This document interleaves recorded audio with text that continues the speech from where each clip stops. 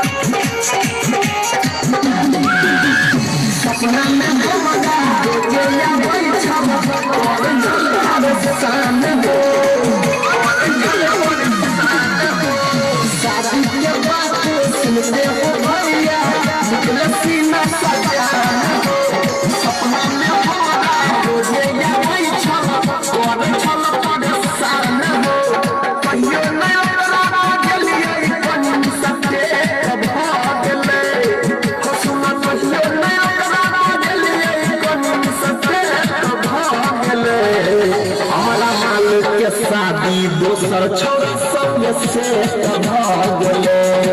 हमारा माल के शादी दोसर छोड़ा संग से भागले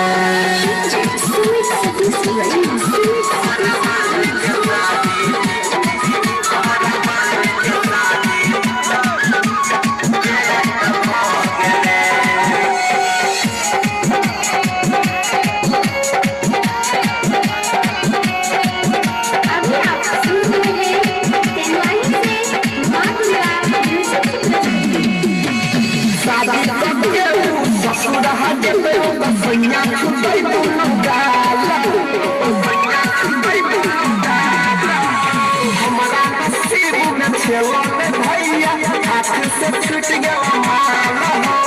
शादी करके ससुराल सैया छुटे गायक छोड़ पंकज भागले गायक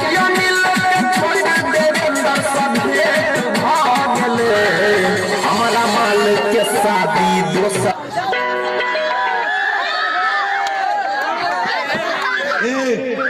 कहते छोड़ा का खून कर भी क्या गो मॉडल भागले उठे